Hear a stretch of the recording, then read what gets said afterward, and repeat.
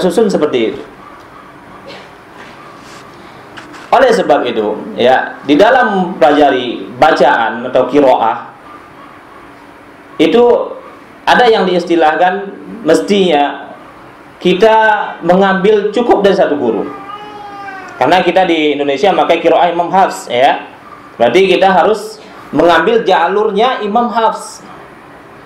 Kepada siapa kita belajar? Pada yang tadi, yang sudah memiliki lisensi bahwa dia betul-betul bisa mempraktekkan, sudah mempraktekkan dan sudah membacakan bacaannya kepada para masyayikhnya dengan riwayat Imam Hafs. Gitu. Makanya dalam Al-Quran itu ada istilahkan boleh taklid, ya, taklid pada guru. Kenapa? Ketika kita mencampur semua riwayat, ya, jalur ini kita ambil juga, jalur ini kita ambil juga, jalurnya bingung. Bingung kenapa? Pertama, kita juga belum pernah ketemu dengan yang pembawa riwayat. Kita juga belum pernah belajar sama orang-orang yang betul-betul memiliki sanadnya seperti itu. Tapi kita hanya mendengar dari guru-guru yang kadangkala gurunya juga tidak jelas.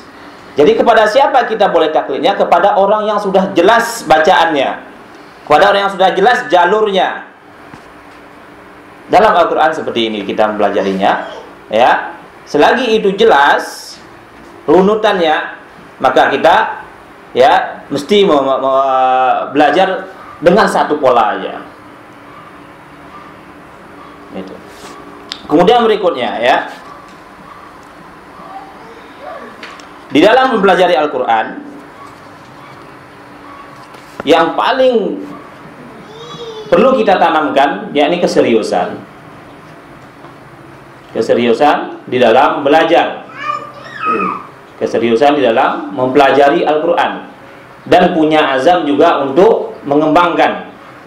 Sebagaimana yang disampaikan oleh Ustaz Faisal tadi, ya, pola pembelajaran kita tetap akan mengembangkan kepada yang lainnya, bukan sekedar kepada para santri, ya, atau kepada para guru-guru, tapi kita punya rencana, punya pembelajaran yang lebih luas, sehingga bacaan qiraah yang betul-betul yang sudah distandarkan itu diketahui oleh khalayak banyak, diketahui oleh terutama jemaah-jemaah kita. Bagaimana bacaan yang benar itu, bagaimana bacaan yang standar itu, dan bagaimana bacaan yang sudah betul-betul terrekomendasi itu. Dari bacaan aja, ya. Belum kita masuk pada hafalan, ini bacaan. Sekali lagi, dalam masalah ini masalah qiraah, bacaan, bukan hafalan. Ya, hafalan nanti lagi babnya berbeda lagi. Jadi seperti itu cara kita belajar, ya. Kemudian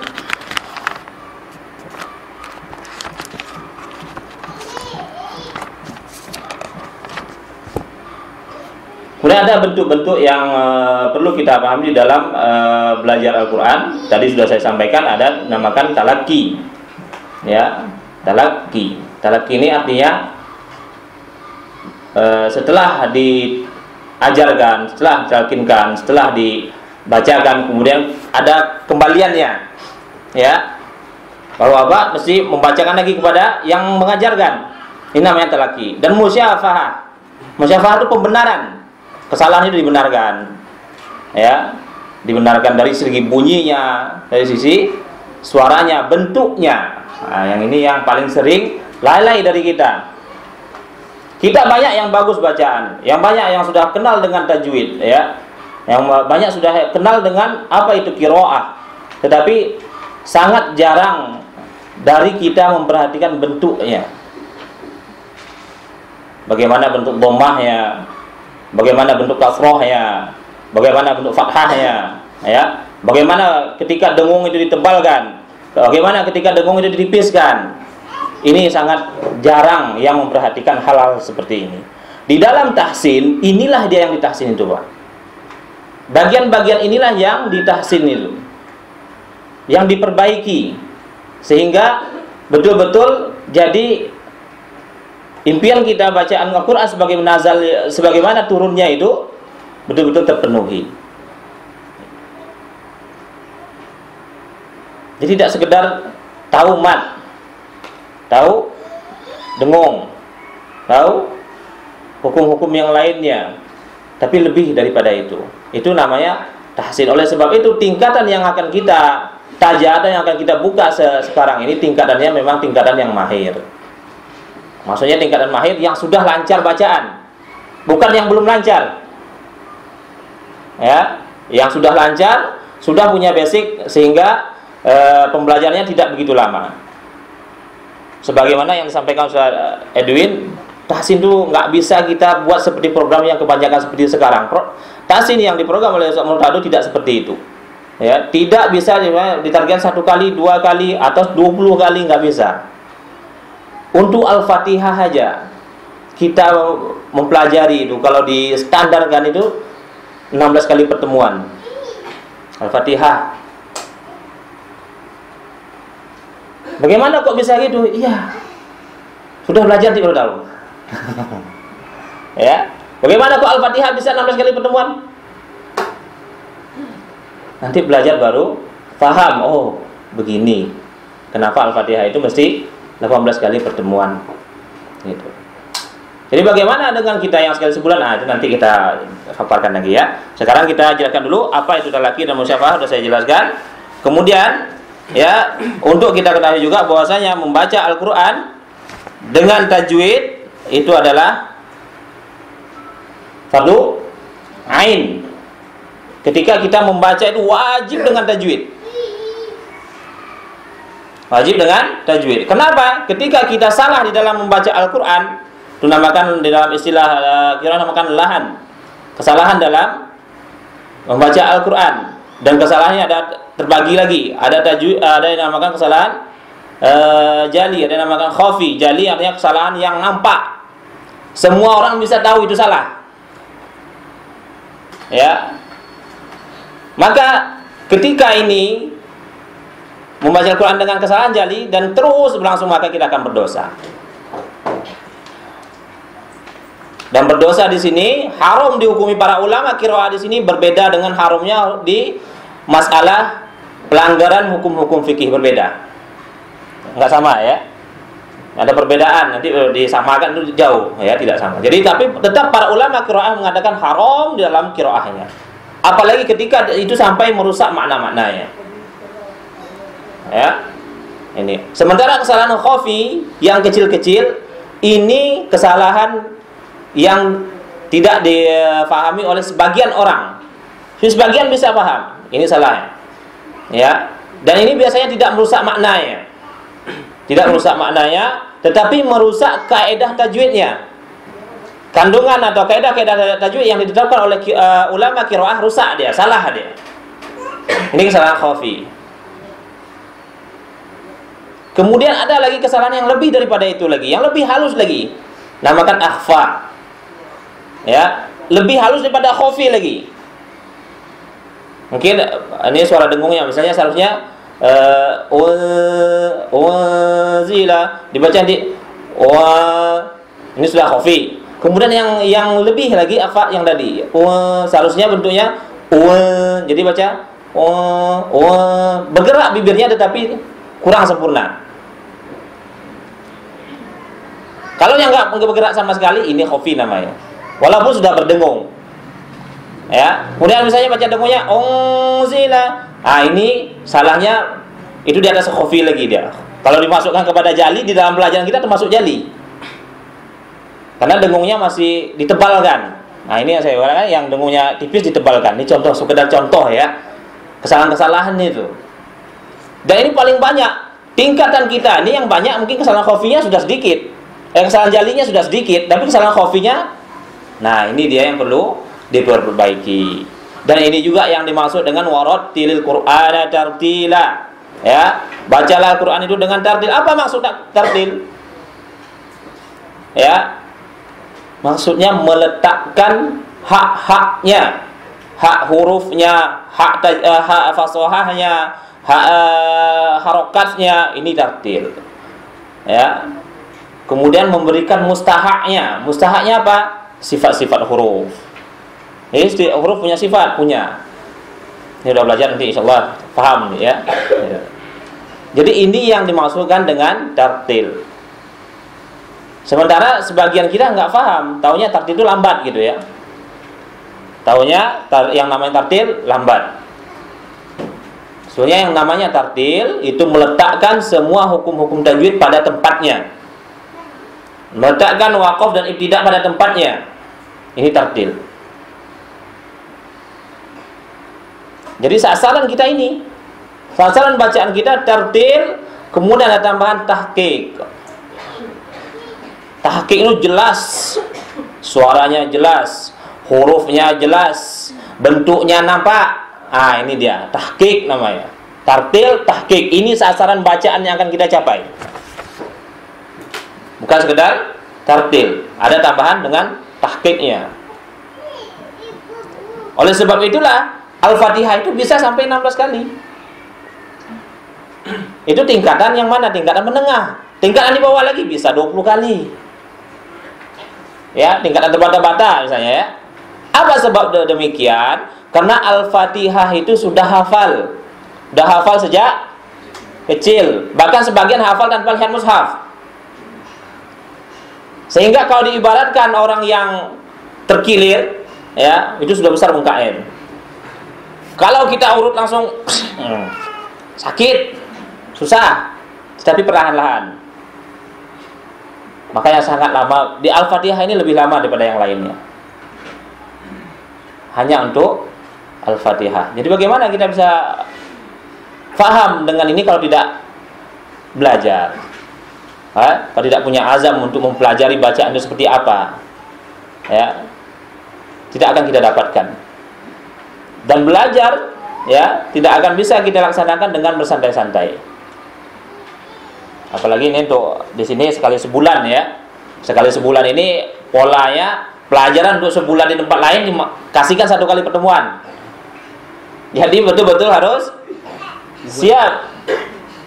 siap dan punya azam, punya kuat fisik lah. Ya. Kita sekali duduk bisa 4 jam itu. Ya. Tetapi insya Allah selama 4 jam bapak-bapak akan mendapat pahala, ya. Jadi intinya ketika kita mau belajar tahsin selain daripada untuk memperbaiki diri kita juga, ya, mesti kita azamkan juga mencari ridho Allah. Dengan itulah kita bisa bertahan. Ya.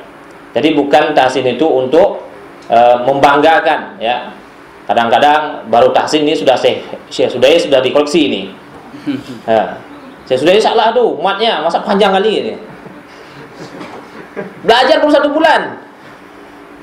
Ya, bukan itu ya. Tujuan kita bukan itu. Tujuan kita untuk memperbaiki bacaan kita dulu, sebagaimana yang sudah kita pelajari, kemudian sudah kita bacakan. Ya, sudah kita aja nggak ketemu. Gimana pula kita mengkoreksinya, kan gitu. Nah, jadi bukan itu tujuan. Tujuannya untuk dipelajari, kemudian diajarkan. Diajarkan kepada siapa? Pertama kepada orang-orang terdekat. Ya. Orang-orang terdekat kita, kemudian baru kepada yang lainnya. Itu dalam pola pelajaran mengajarkan, belajar dan mengajarkan. Kemudian ada beberapa poin di dalam belajar tajwid yang perlu kita pahami, ya. Pertama,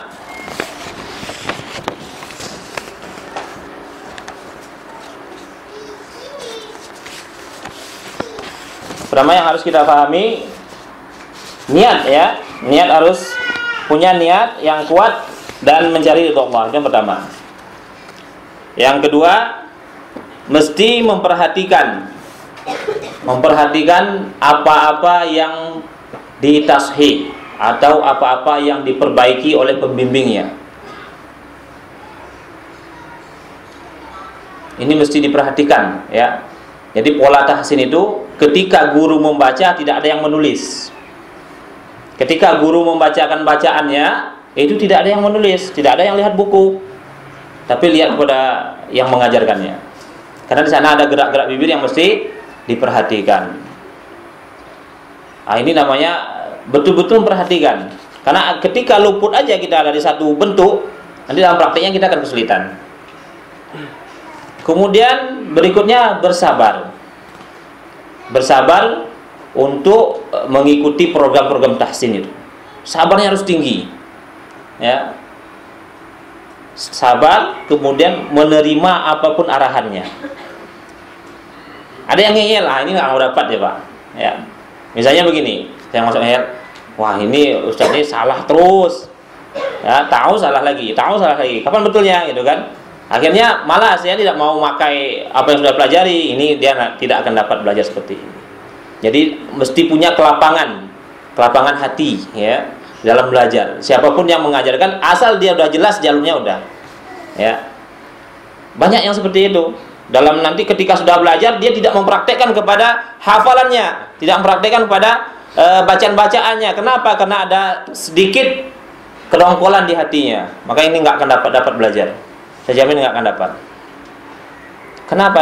Dia sudah ada dongkol duluan sebelum mulai belajar. Jadi betul-betul berlapang. Banyak yang seperti ini karena kita sudah banyak yang yang diajarkan, yang dikelola, jadi sudah banyak yang seperti ini. Tetap itu ujungnya. Ketika dia ada dongkol sedikit, ya nggak mau dapat. Nanti evaluasi dia kena nggak lulus, evaluasi kena nggak lulus. Gitu.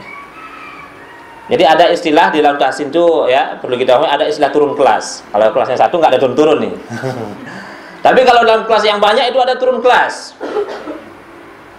Ketika evaluasi, ya tidak sesuai standarnya, turun kelas ya. Ikut kelas bawah. Nah, makanya dari awal saya sudah apakan, untuk program kita di sini nanti saya seleksi dulu. Kita lihat lihat bacaannya seperti apa. Setelah itu baru kita tentukan siapa-siapa yang berhak ikut. Mungkin yang lain sebagaimana saya sampaikan, untuk mustami itu nggak masalah. Tapi yang betul-betul menjadi peserta nanti kita pilih-pilih. Ya, kenapa? Karena supaya programnya cepat. Ya, supaya programnya cepat. Kita belajar cepat gitu ya. Belajar cepat tapi lama gitu. Belajar cepat nggak bisa singkat, belajar cepat dan lama. Karena buku panduan kita itu aja 82 pertemuan untuk di juz 30. 82 kali pertemuan untuk di juz 30. Kemudian ditambah 5 juz di surat-surat yang lain di mushafnya. Nanti lebih kurang 6 juz atau 7 juz yang kita tahsin. Ya, berapa lamanya? Itulah nggak bisa ditentukan. Jadi betul-betul perlu kesabaran. Kemudian di dalam masalah kelapangan, ya. Kemudian fisiknya juga mesti fit, ya. Kemudian berikutnya setelah sabar, ya, kemudian mempersiapkan waktu, kemudian mempraktekkan apa-apa yang diajarkan, ya, mempraktekkan apa-apa yang kita pelajari dan sudah didapatkan, mesti praktekkan. Nggak boleh nanti belum selesai belajarnya nantilah, ya. Itu mesti praktekkan walaupun kita belum selesai belajar. Karena sebetulnya dalam program dalil murid di tingkatan yang lain ini namakan dalil murid, ya, tingkatan yang tahsin, ya. Itu pun ada kewajiban membaca Al-Qur'an minimal 5 halaman 1 hari. Nggak perlu pakai laporan, Pak.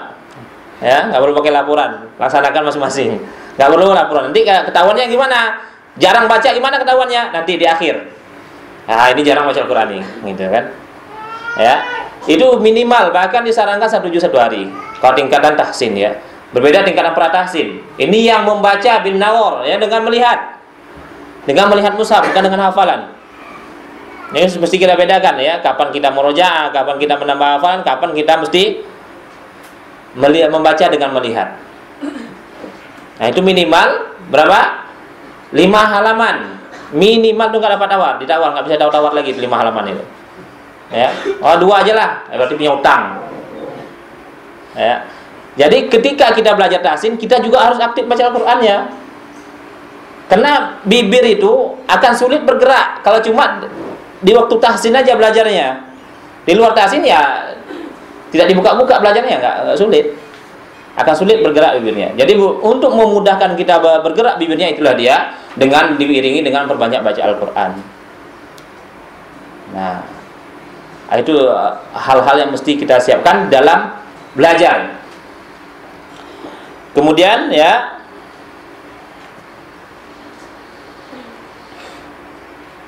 selain tadi sudah kita apakan bagian mesti banyak mengulang, ya. Kemudian kita yakini bahwasanya belajar Quran itu mudah, walaupun lama ya. Mudah, karena itu janji. Janji siapa? Janji Allah Ta'ala. Apa janjinya? Walaqad yassarnal Qur'an lidzikri fahal mim muddakir. Mudah, tapi kemudahan itu dikembalikan kepada kita lagi. Pertanyaannya, fahal mim muddakir. Itu yang mesti kita tanamkan. Nggak ada sulit. Ya. Mudah, nggak ada sulit. Tapi berapa lamanya nggak bisa ditentukan. Nah ini dia. Mudahnya itu nggak bisa ditentukan berapa lamanya. Memang agak ada perbedaan ya program yang kita laksanakan dengan program-program tajwid yang lainnya. Karena kita lebih berat pada praktek, bukan pada kaedah-kaedah tajwid. Ya, di dalam tajwid itu ada berapa hal aja yang perlu kita pelajari. Ya. Di dalam tajwidnya, dalam kaedah nilai-nilai tajwidnya. Kalau di dalam buku-buku yang lain itu mungkin banyak ya. Ada namanya mat itu udah dibagi-bagi berapa gitu ya, sampai 14 macam loh ya. Kemudian banyak lagi di dengung itu juga dibagi-bagi sekian macam ya. Kalau kita enggak, kita tidak mempelajari bagian-bagian itunya. Tapi kita lebih berat pada prakteknya, tetap menjaga kandungan kaedah-kaedah tajwidnya. Misalnya ya, dalam keseluruhan dari awal sampai akhir yang kita pelajari, mat itu cuma ada 3. Apa dia? 2 harokat, 4 harokat, 6 harokat. Apapun nama mat, mau munfasil, mau muttasil, mau apapun namanya, prakteknya nggak akan lari daripada ini. Bagaimana orang mengetahui nama mat, mat muttasil, munfasil, tapi dia tidak tahu takaran prakteknya, mau praktek 2, praktek 4, praktek 6, dia nggak paham. Ya. Jadi bukan kaedah dan istilah itu yang perlu kita pahami, tetapi bagaimana prakteknya. Yang 2 harokat seperti apa, yang 4 harokat seperti apa, yang 6 harokat seperti apa.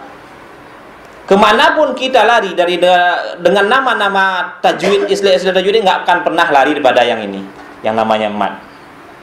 Ya. Oleh sebab itu kita tidak terlalu memperbanyak pelajaran dengan istilah. Tapi lebih banyak dia memakai kata-kata berbahasa Indonesia ya. Saya mat biasa, mat sedang, mat panjang lama, itu yang dipakai dalam buku kita. Ya, tidak pakai namanya muttasil, munfasil apa, enggak pakai. Mungkin itu bapak-bapak lebih paham pada saya itu. Nama-nama itu. Ya. Lebih hafal daripada saya. Karena kan selama ini belajarnya itu gitu kan. Lebih hafal, lebih paham. Tetapi prakteknya, nah ini dia. Praktik 2 itu seperti apa? 4 itu seperti apa? 6 itu seperti apa? Nah ini yang perlu kita tetapkan. Itu salah satu bentuk pelajaran yang apa. Kemudian bagian apa lagi di dalam tajwid yang mesti kita pahami? Ya, ada beberapa poin tadi mat. Ini saya langsung aja semuanya, nggak pakai jeda ya. Kemudian bagian berikutnya ya, dengung. Ya, ada cuma poin besar itu cuma sedikit ya, mat, kemudian dengung.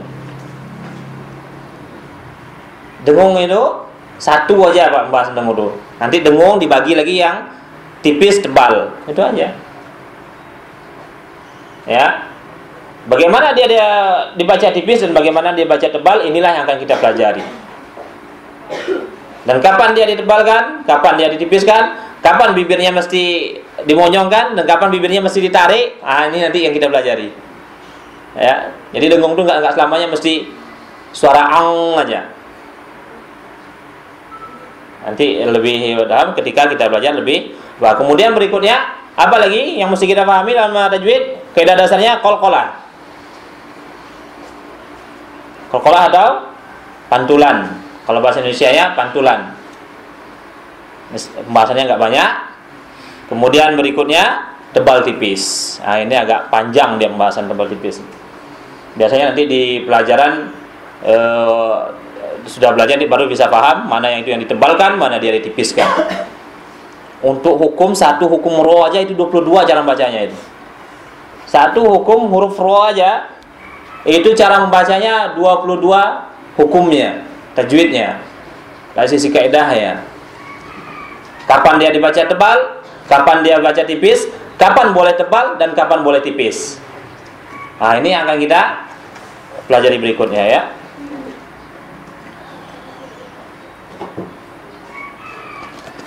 Jadi ini 4 poin tadi itu pembahasan dasar di dalam tajwid. Tapi prakteknya banyak, Pak. Prakteknya lama, ya. Kita mau stabilkan dengung, menstabilkan mat, menstabilkan qalqalah, bagaimana suaranya, itu yang dinamakan tahsin itu di situ.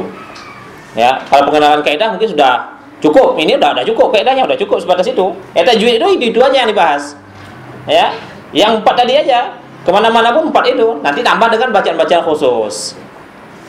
Bacaan khusus yang ini sudah selesai di An-Naba baru dipelajari. Nggak pernah berubah daripada itu. Tetapi yang akan kita tahsin itu bukan dari kaidahnya, tetapi dari prakteknya. Praktek tebal, praktek tipis, praktek dengung, praktek mat. Bagaimana prakteknya? Sudah sesuaikah prakteknya atau belum? Nah, itu yang akan kita pelajari. Dan itulah yang membuat waktu agak panjang itu. Ya, itu.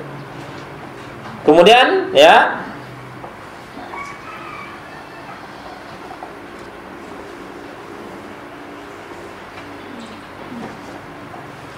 ada beberapa tahapan ya, dari kalau tadi sudah bagian daripada poin-poin yang akan kita pelajari ya di dalam tajwid. Sekarang tahapan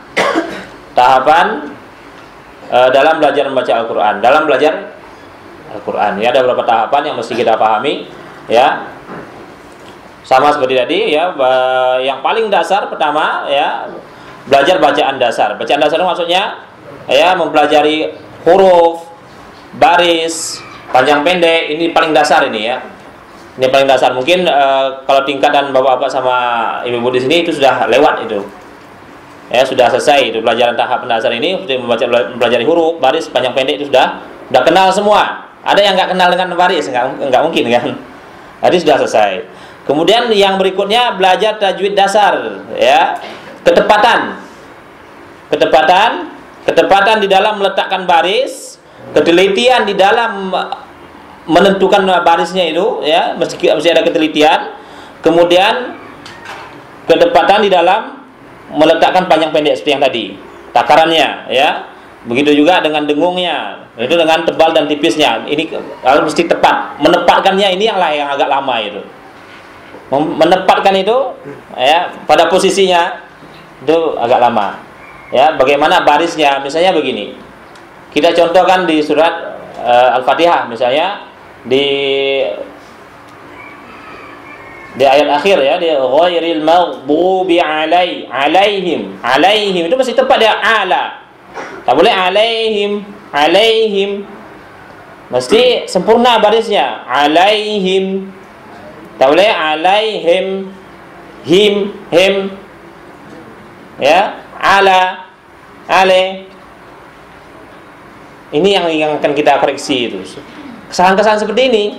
Makanya tingkatannya mesti memang yang sudah lancar dulu. Misalnya dia kemudian tebal tipis misalnya di huruf ghain misalnya. Gha, tidak gha, ya. Ro bukan ra ya. Nah, ini yang harus kita tepatkan itu, Pak. Bagian-bagian seperti ini yang kita taksih itu, yang kita perbaiki itu. Setiap huruf itu ditempatkan. Karena huruf itu punya sifat. Selain daripada makharijul huruf, punya sifat huruf. Nah, ini mesti sejalan dia. Huruf bisa punya 7 sifatnya, bisa punya 6, bisa punya 5 gitu. Dan huruf tidak sempurna kalau tidak diiringi dengan sifat itu. Ini maksudnya meletakkan ketepatan ya, ketepatan baris, ketepatan huruf ya, ketepatan tebal tipis, harus tepat semuanya, harus diletakkan pada tempat-tempatnya. Nah, yang ini yang sedikit sebagian pengajar-pengajar Al-Quran yang agak lalai di sini. Kenapa bisa lalai? Karena mereka juga tidak pernah membacakan kepada orang yang lebih lagi dalam qiraah gitu. Akhirnya menganggap bahwa bacaannya itu adalah yang sudah benar. Ya.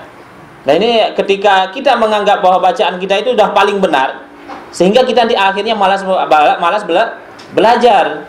Ini harus dihilangkan, ya. Mestinya kita mesti khawatir dengan bacaan kita. Apalagi ketika kita belum pernah membacakan. Siapa yang melisensi bahwa bacaan Bapak sudah benar kan gitu? Siapa yang melisensi bahwa bacaan kita itu sudah benar? Sudah sesuai dengan apa? Siapa? Kita tak laki aja nggak pernah. Nah, inilah dia yang dimaksud tahsin tadi. Tahsin dan tashih ya. Ketepatan. Kemudian berikutnya penyempurnaan tajwid ya. Penyempurnaan di sini maksudnya penguasaan seluruh praktek tajwidnya. Jadi praktek tajwid itu ketika kita membaca mesti spontan. Maksudnya spontan, ketika nampak itu langsung tahu dia ini hukumnya begini. Ini hukumnya begini. Ya, ini mesti tebal, ini mesti tipis. Itu spontan namanya, enggak pakai mikir-mikir. Ya, ini gimana ya? Tebal atau tipis? Ya, itu masih mikir-mikir, belum spontan namanya. Ini mesti spontan dalam prakteknya. Ini sasaran akhirnya. Spontan dalam membacanya. Ya, jadi tidak tersangkut-sangkut. Di dalam kemudian baru kita belajar waqaf dan ibtida. Waqaf dan ibtida ini agak panjang pelajarannya. Kenapa? Mesti memahami bahasa Arab. Kalau nggak memahami bahasa Arab nggak bisa belajar waqaf dan ibtida. Intinya di situ. Itu sudah pelajaran akhir. Jadi 4 poin tadi, selain daripada mat dengung, kemudian ada poin tahap-tahapan tadi, ini mesti kita jalani ya. Proses itu mesti kita jalani. Nanti ketika belajar kita jalani. Kemudian setelah itu baru kita beranjak kepada tajwid yang jarang dijumpai, seperti bacaan khusus. Ada namanya tashil, ada namanya imala, ada namanya ismam. Ya, ada namanya saktah ya. Kemudian bagaimana waqaf pada 8 tempat. Ya, ini bacaan khusus ya. Kemudian ada yang dibaca dhammah bisa jadi fathah. Al-Qur'an ada seperti itu. Tulisannya dhammah tapi boleh baca fathah gitu.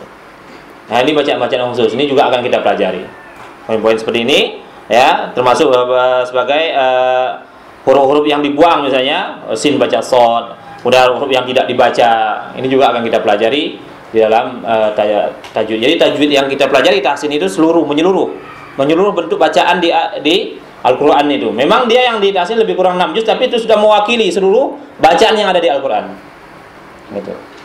Oleh sebab itu sasarannya akhirnya baru dikatakan lulus dia tahsin. Ya, kalau LC ya, kalau ini LT kali ya.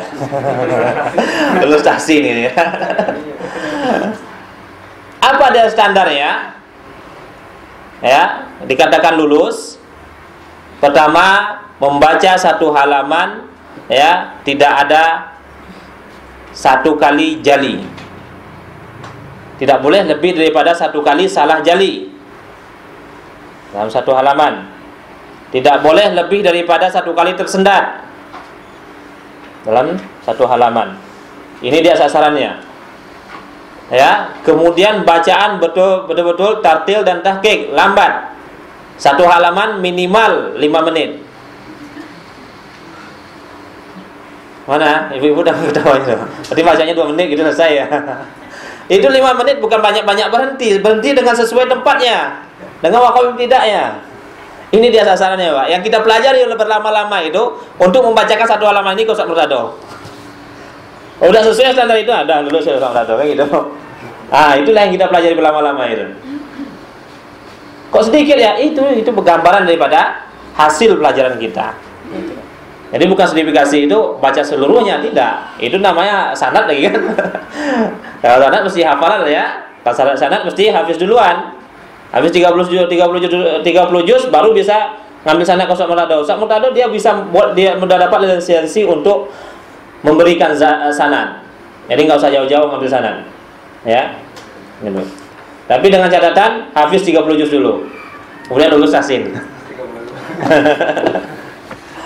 Ya.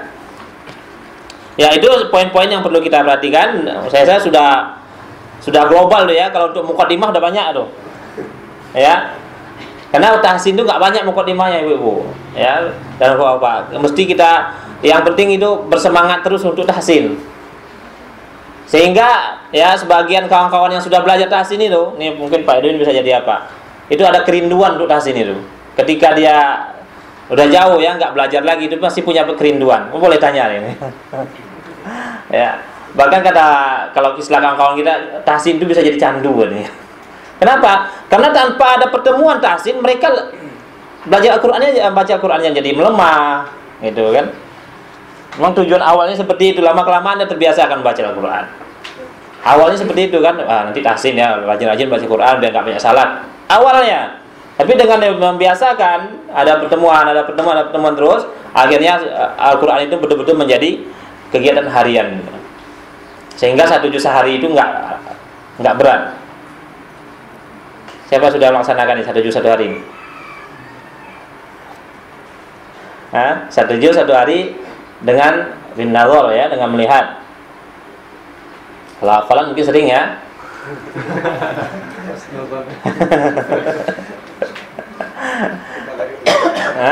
Atau cuma Ramadan aja yang khatam ya. Ini ya, guru Al-Qur'an nggak boleh ya, nggak boleh seperti itu, masa Ramadan aja khatam ya. Ya, berarti lebih semangat kita di luar Ramadan, mesti dijaga. Ya, kegiatan Ramadan itu sebetulnya diasah untuk di luar Ramadan. Ramadan kok bisa 1 juz sehari, kok luar Ramadan kok nggak bisa, kan gitu. Itu untuk di awal berat, tapi kalau sudah biasa itu nggak berat. Karena sebagaimana janji Allah Azza wa Jalla, walaqad yassarnal Qur'an lidzikri fahal mim mudzakir. Itu aja. Istiqomah ya. Ya, istiqomah dalam belajar dan istiqomah dalam membacanya. Terus mewiridkan, karena ladang pahala yang paling besar itu dikira oleh bacaan Al-Qur'an. Berapa pahalanya? Setiap huruf 10. Satu halaman berapa huruf? 1 juz berapa huruf? Mana? Ladang pahala ya paling besar. Apalagi ketika bacaan itu sudah sesuai dengan standarnya, lebih besar lagi pahalanya. Jadi ibaratkan begini ya, saya masih ingat sementara itu membaratkan begini. Ini ada rumah makan ya, misalnya itu kan, itu kelas gitu kan, tulisan kelas di situ ya. Nanti yang bisa membaca dengan lancar dan bagus, tulisannya itu makan sama yang punya rumah makan dengan hidangan yang serba wah gitu ya. Sementara yang baca terbata-bata ya, dengan 10 porsi tadi tapi yang wah-wah semua ya, tapi bersama dengan yang punya ya. Sementara yang bacanya terbata-bata, dia cuma silakan makan sama 10 porsi tadi, tapi yang punyanya nggak di situ, nggak sama yang punya yang makan. Begitulah ibaratkan yang orang memiliki bacaan yang sudah distandarkan, sudah baik ya. Kalau sebutkan sudah bagus itu belum, agak sulit ya, tapi sudah baik lah gitu ya. Ini ibaratnya seperti itu. Berbeda dia, poin 10-nya itu berbeda, sama-sama 10 tapi beda. Karena di syair Imam Ghazali juga dikatakan sesungguhnya di dunia itu ada ahlullah ya, keluarga Allah.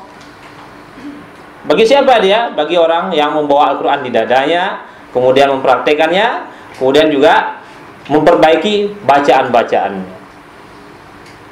Dikatakan ahlullah, keluarga Allah. Gak mau kita ke situ? Tentu semuanya ingin ya, tapi itulah perlu proses.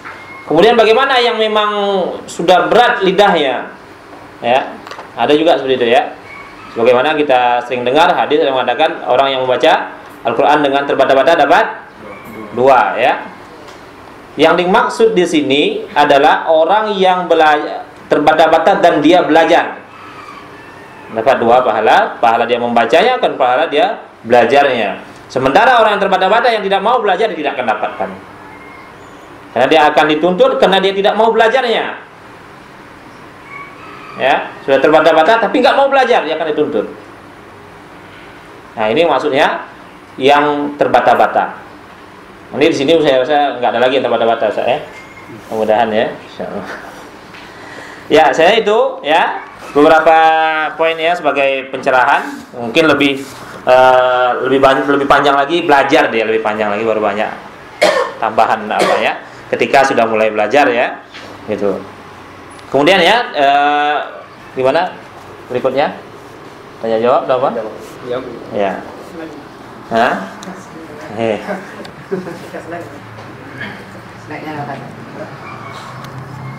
Kemudian tambahan ya, yang tambah sedikit lagi, yang ini sedikit lagi apanya? Dari masalah mengkhatamkan Al-Quran ya, ini saya perlu perjelas lagi. Berapa hari mestinya kita khatam ya? Yang 1 juz 1 hari itu udah paling minimal gitu. Berarti 1 bulan sekali. Ya kalau bisa lebih banyak daripada itu. Kalau bisa. Ya, 1 bulan sekali itu sudah paling minimal. Itu pandai-pandai kita mengatur waktunya. Sebenarnya mudah. Mengatur waktu khatam 1 juz 1 hari itu mudah. Ya. Caranya ketika kita ambil dari halaman tengah yang paling sulit dibaca, ya, kita ukur waktu. Waktu berapa? Waktu misalnya habis 7 menit atau 5 menit dikalikan dengan banyak lembaran dalam 1 juz 20 ya. Setelah itu kita bagi dengan 5 waktu kita. Di mana waktu paling banyak berarti nanti dia paling banyak kita baca, di mana waktu paling sedikit itu seadanya kita baca, nanti sisanya berarti dia terutang. Nah, ya, waktu subuh banyak ya. Bisa 30 menit berarti bisa 30 menit 6 halaman. Berapa lagi sisa yang mesti kita selesaikan? Waktu zuhur singkat 10 menit, ada 5 menit. 5 menit enggak apa-apa baca Al-Qur'an. 5 menit 1 halaman selesai kan? Gitu. Terus seperti itu, sudah asar nanti berapa menit lagi? Sudah maghrib. Nah, diputar seperti ini, akhirnya kita bisa khatam 1 juz dalam 1 hari. Dengan menghitung menitnya, waktunya. Jadi kita bisa mempersiapkan waktu-waktu setelah sholat itu kapan mesti kita, berapa yang mesti kita selesaikan lagi. Di awal mungkin berat, tapi kalau udah terbiasa insya Allah nggak berat. Ya. Ya itu ya penutup dari sebagai mukaddimah ya. Kalau nanti berikutnya mungkin kita akan membahas masalah bagaimana kita memprogram Al-Quran di tingkat sekolah-sekolah yang sudah formal gitu ya, yang nanti kita lanjut apakan. Mungkin sekarang gimana? Nah, tanya jawab dulu ya. Ya tanya jawab, tapi ini khusus pertanyaan di seputar hukum Al-Quran ya, tajwid. Tidak ada hukum fikih yang lainnya. Nanti sini sudah ada Ustaz Faisal di sini ya. Jadi kalau ada masalah fikih saya nggak jawab. Itu sudah ada Ustaz Faisal. Jadi khusus masalah Al-Quran ya, masalah di seputar tajwid dan akan sesuai dengan spesialis masing-masing gitu ya. Karena dia memang diletakkan pada masing-masing ya. Ini Ustaz mungkin fikih apa, yang ini lain lagi, ini lain, punya spesialisnya masing-masing. Ya silakan ya, kalau ada pertanyaan mungkin lebih hidup nanti di pertanyaan ya, tanya jawab. Siapa duluan? Tentang metode pembetulan satu per hurufnya di zaman sahabat dulu bagaimana Ustaz? Apakah? Assalamualaikum. Assalamualaikum warahmatullahi wabarakatuh. Di sini saya mau menanyakan bagaimana cara pembetulan per hurufnya pada zaman sahabat dulu. Apakah memang dibetulkan, di mana tadi disebutkan ada bentuk mulut untuk satu huruf tersebut, atau pada zaman sahabat tersebut mereka sudah memang fasih gitu, Ustaz? Ya. Sebetulnya kalau dikatakan fasih, orang Saudi tidak seluruhnya fasih ya. Bahkan sebagian para masyayikh juga mengatakan orang-orang ajam ya, seperti orang selain dari Saudi juga banyak yang fasih-fasih dalam pengucapan huruf. Tapi sebagaimana yang kita sampaikan di awal, tetap dengan pola talaki ya, talaki dan musyafah. Musyafah ini artinya perbaikan berhuruf. Ya, tetap berhuruf ya. Dari awal, dari dasar berhuruf diperbaiki. Jadi kita pun di dalam pembelajaran itu khusus membahas bab huruf nggak ada. Tapi di dalam sambil jalan dia nanti hurufnya kurang. Gitu ya. Karena ini tingkatan ini nggak mungkin tingkatan ini mesti belajar aba lagi kan. Tapi misalnya dalam membaca ini huruf wawanya kurang, makhrajnya kurang, sifatnya kurang, seperti itu. Karena seperti itu juga yang dinamakan talaki musyafah hari seperti itu. Kalau belajar huruf dari awal sudah jelas ya. Belajar huruf itu dari ketika kita masih kecil-kecil itu nggak masalah, kecuali dari sini ada yang belum bisa baca Quran sama sekali, itu memang kita akan belajarkan dari huruf, pengenalan huruf ya. Tapi kalau sudah tingkatan seperti ini, itu tidak ada yang khusus bab hurufnya. Ya, kita memakai acuan daripada talaki tadi. Memang dia ketika membacakan langsung ada perbaikan. Seperti itu seluruhnya ya. Jadi misalnya ini hurufnya kurang, ini bentuknya kurang, bentuk itu tetap ya. Dan bagaimana kita misalnya dari bentuk, apa dasar bentuk tadi? Itu dasarnya dari talaki. Kalau kita cari kitabnya nggak ketemu. Ya. Mau cari kitab tentang bentuk perpindahan dhammah ke yang sukun. Ya, yang didengungkan gimana? Dasarnya nggak ada. Adanya dari talaki. Talakinya gimana? Itulah talakinya Ustaz kita ya, sallallahu kepada syekhnya, dan terus berlanjut talaki itu bersambung dia. Oleh sebab itu dia diberi sanad dia, menandakan dia bersambung dia talakinya itu. Ya, nggak putus. Ada di situ yang kita dapatkan. Nah, itu ya kalau kita lihat ini suatu berkah kalau di tempat kita sekarang ini ya. Dengan ada kegiatan seperti itu. Kenapa? Kita nggak perlu jauh-jauh talaki lagi. Cukup talaki ke Ustaz Manado ya, karena Ustaz Manado sudah mentalakikan seluruh bacaan dia kepada para masyayikhnya. Itu. Jadi itu dia yang disebut talaki tadi. Hurufnya kapan diperbaiki ya? Sambil talaki terus diperbaiki. Itu. Ya, ada lagi? Mana tuan? Ya, silakan Pak. Assalamualaikum warahmatullahi wabarakatuh. Assalamualaikum. Nanti ada kata Ustaz itu nanti ada diseleksi Ustaz ya. Ya. Bagaimana nanti kalau seseorang itu dia guru tahsin gitu Ustaz. Anak khawatir perjuangan sendiri Ustaz. Ya. Sementara nanti dia tak terseleksi gitu Ustaz. Sementara juga keinginan dia untuk ikut macam mana Ustaz, apa ada kemudahan juga gitu Ustaz. Ya. Tadi sudah sampaikan sama Ustaz Faisal ya. Kalau seandainya memang kriteria apanya masih jauh, berarti masih mustami gitu kan. Dapat ilmu insyaallah. Kenapa? Nanti kita khawatir ketinggalan dari sisi bacaan gitu ya. Kawan udah nih, misalnya kawan udah 2 pelajaran lancar-lancar ya, kita masih pelajaran pertama juga kan masih ini ya. Jadi disitulah kenapa tahsin itu mesti dikelompokkan berdasarkan tingkatan bacaan. Ya, tingkatan bacaan, bukan berdasarkan yang lain-lainnya gitu ya, tapi mesti berdasarkan tingkatan bacaan. Kenapa ini tadi? Dia program itu tidak akan jalan dia kalau di dalam satu kelompok tuh ada yang rendah-rendah sekali ya. Tapi kalau saya menengah atas sama atas tuh agak mendekati, tapi menengah ke bawah dengan yang atas kan jauh. Nah, gitu ya. Berarti nanti Ustaz yang mustami itu boleh juga nanti setelah apa juga Ustaz bacaan? Kalau mustami tetap mustami Pak pendengar ya. Kalau ikut setoran namanya tidak mustami itu, peserta ya. Ya. Mendengar ya. Ya. Jadi apa yang ditanyakan oleh akuna Ustaz tadi, mungkin Ana yang pertamanya kali saya jadi mustami saya. Karena setelah Ustaz memaparkan panjang lebar, ternyata kita banyak kurang. Seperti nggak layak. Belajar ya, penjelasannya tak udah menggetar kita. Jadi kayaknya kita jadi golong-golong mustami ya. Jadi kami sarankan aja sebagai mustami nanti kan.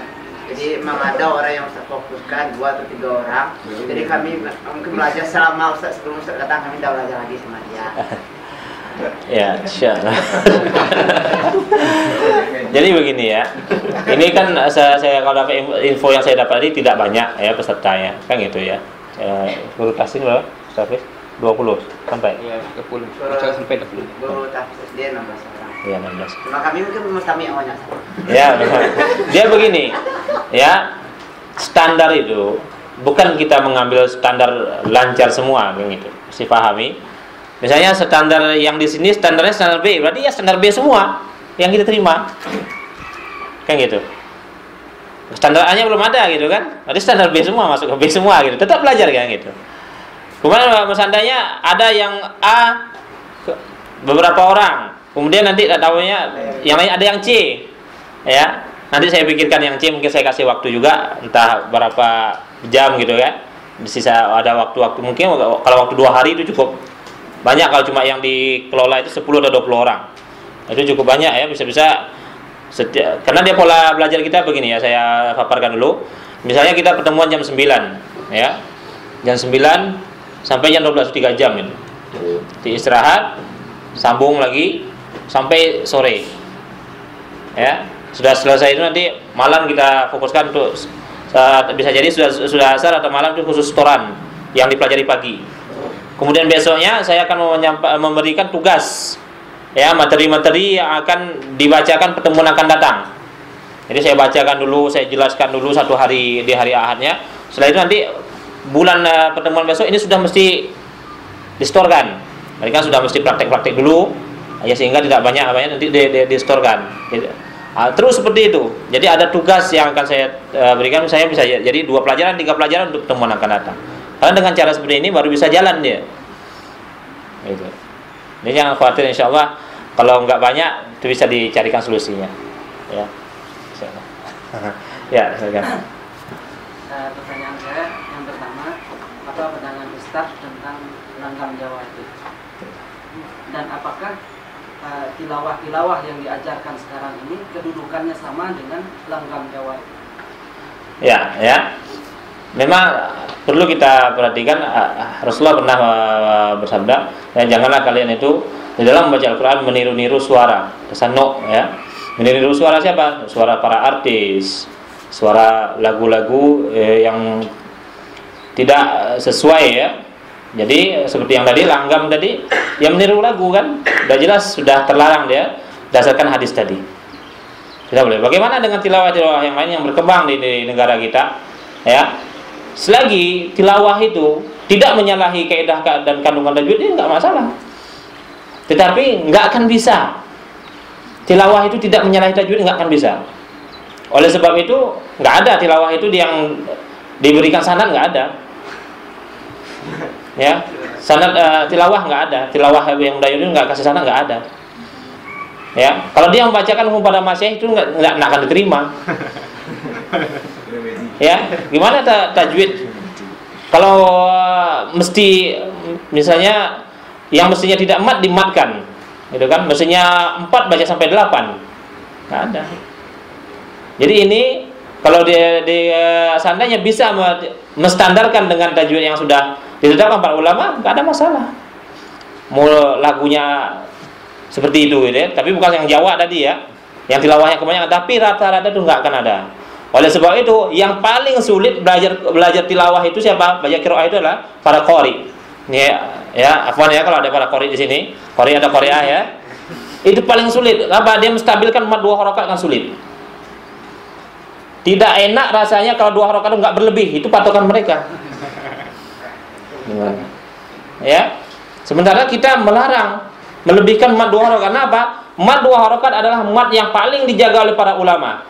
Dan dia tidak ada perselisihan di dalam prakteknya. Berbeda dengan 4 harokat. 4 harokat dia punya perselisihan. Jalur Syatibi lain lagi, jalur An-Nasyr lain lagi. Ya, ada yang mengatakan boleh sampai 5. Tapi yang 2 harokat tidak ada perselisihan. Ya, panjangnya, lamanya, dan tidak boleh dilebihkan, tidak boleh digoyang, ya, dan tidak boleh tidak terbaca. Karena ini akan merusak maknanya. Mad 2 harokat bisa merusak makna dari bacaan. Makanya sangat dijaga ketat untuk mad 2 harokat. Digoyang sedikit aja pasti berlebih. Walaupun tanpa maksud mengiramakan, bergoyang dia berlebih. Misalnya a'udzu, itu kan 2 harokat. A'udzu, 2 harokat. Tapi sekarang kalau kita baca a'udzu, udah berlebih. Enggak boleh. Ya. Ini mad yang paling ketat ini penjagaannya. Dikawal gitu kalau mad 2 harokat itu, ya, tak boleh berlebih, tidak boleh tidak terbaca, ya, tidak boleh digoyang. Oleh sebab itu saya katakan para qori yang di sini yang paling sulit dia. Tetapi ketika para qori ini mau mengikuti program-program dasar sudah banyak, ya. Buktinya kalau di Pekanbaru itu sudah banyak tuh qori-qori itu pindah dia kepada belajar murattal, belajar itu luar biasa. Suaranya sudah punya basic suara, ya, suaranya sudah mendukung, makhraj hurufnya sudah mendukung, gitu ya. Tinggal menstabilkan yang tadi mad dengungnya. Berapa banyak itu yang qori-qori itu ikut ke Ustaz Murado banyak. Bahkan jadi tenaga pengajar di Ittihad juga ada. Karena ada kesadaran gitu ya. Tapi kalau yang tidak mau ada kesadaran, dia 2 ya, yang sulit menerima tahsin itu mudah-mudahan di sini enggak ada ya. Yang sulitnya. 2 ya. Pertama qori, yang kedua hafiz, yang ketiga imam. Ini ya. biasanya yang paling sulit menerima tahsin itu. Kenapa? Mereka sudah merasakan bacaan mereka sudah standar, bacaan mereka sudah oke gitu, sudah bagus. Apalagi yang habis, saya sudah hafiz. Nah ini dia yang biasanya paling sulit menerima. Ya, dari pengalaman kita yang paling sulit menerima ini bagian-bagiannya. Mudah-mudahan di sini nggak ada ya. Ada yang mudah bisa menerima semuanya. Gitu. Hah? Nggak ada yang hafiz. Ya. Ya itu ya, jadi langgam-langgam tadi tidak boleh diapakan. Siapa lagi tadi pertanyaan? Tanya. Ya belakang. Begini Ustaz, karena yayasan kita kan ada beberapa unit yang tempat gitu kan. Bisa enggak nanti itu misalnya satu unit itu ada yang mewakili?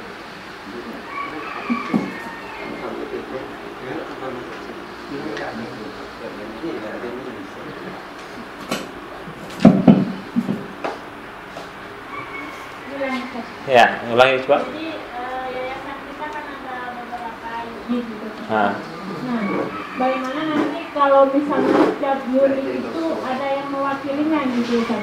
Jadi nanti setiap harinya itu ada yang memantau di setiap unitnya.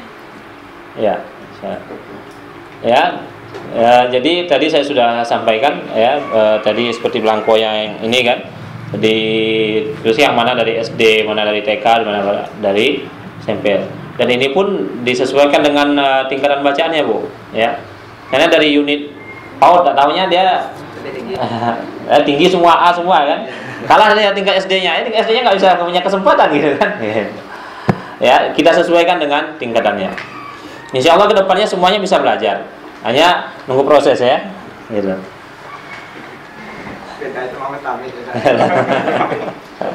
Ya gitu ya, kita akan usahakan tetap saya akan mencoba mencari dari setiap unitnya. Tapi ketika bacaan itu sejauh sekali dari kawan-kawannya, maka ini mungkin belum kita masukkan gitu ya. Tapi kalau dia mendekati misalnya unit dari sini 2 orang, dari sini 2 orang nggak masalah. Ya, ada lagi? Ada tambah apa ya? Dari bapak-bapak nih. Nah,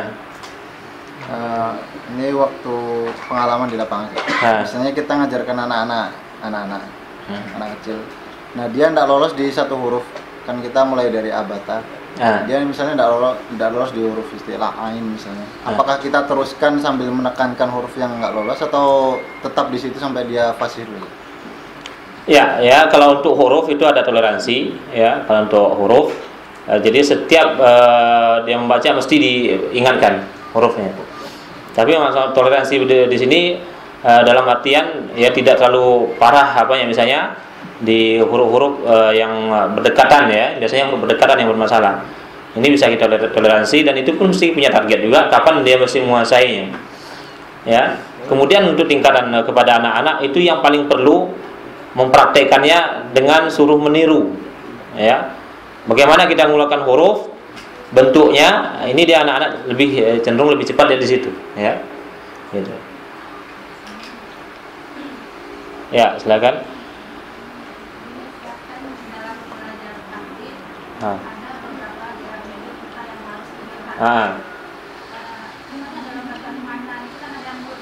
Ya.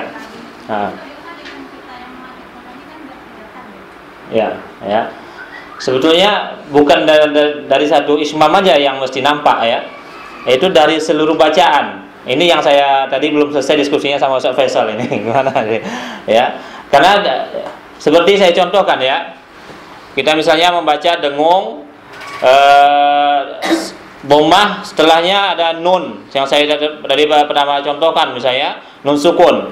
Ya, bentuknya mestinya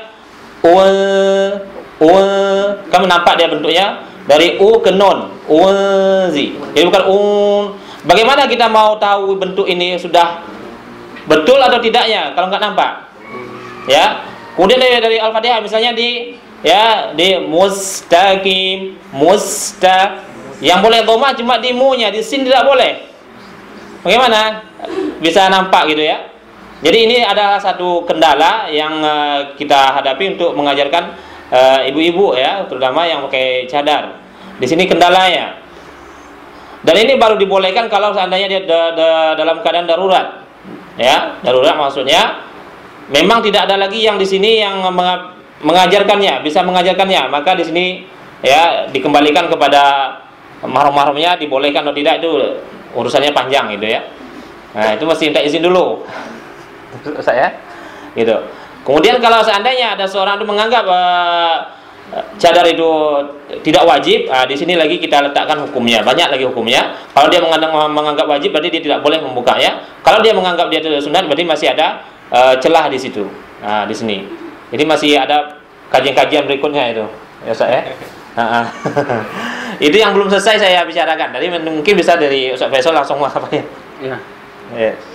Jadi berarti tanpa didengar nggak bisa ya, nggak bisa. Tanpa dilihat, bukan tanpa dengar. Ya artinya cuma dengar aja. Nggak bisa. Tanpa didengar. Ya, nanti saya jelaskan Mas itu ya.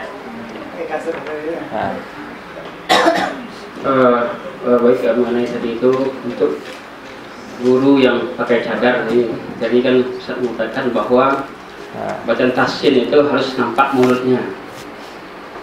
Ya, jadi kalau kendala bagi guru yang pakai cadar. Ya, karena di sini kita belum punya lagi guru untuk mengajarkan Ustaz. Ya. Kalau sekiranya cadar ini secara hukum itu adalah keutamaan, ya, maka untuk belajar, ya, tidak mengapa. Ini darurat. Hanya sebatas waktu membaca saja, waktu belajar, pas waktu membaca, itu kemudian tutup lagi. Jadi pas tiba gilirannya baru buka. Kemudian setelah itu tutup lagi. Dia dipisahkan aja dengan yang memang. Dia dipisahkan.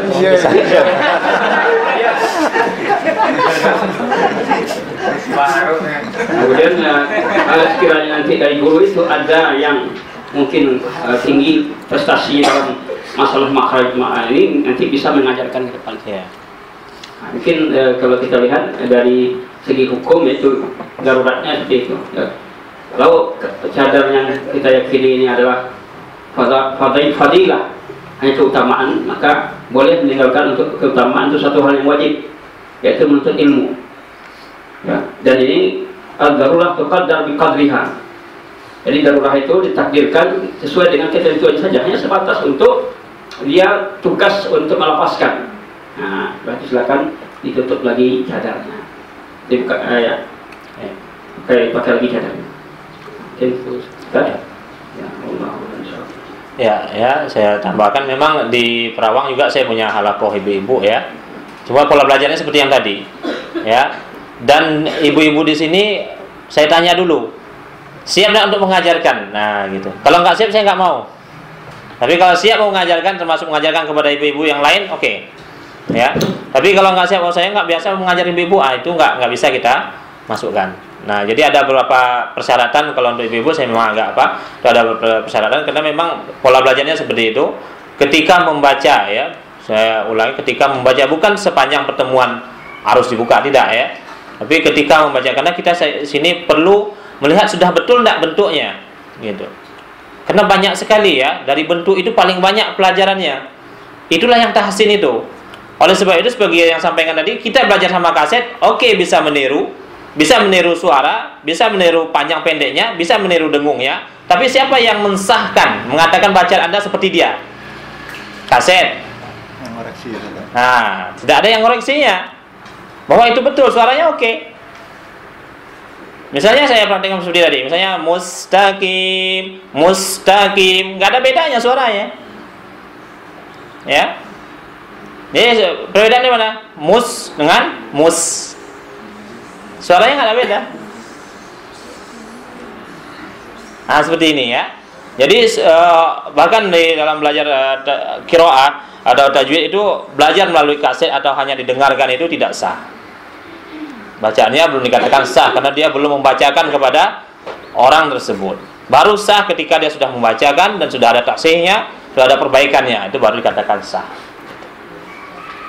Ya, itu ya. Ada lagi berikutnya.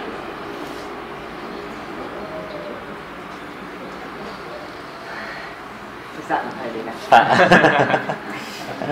Tahu diri.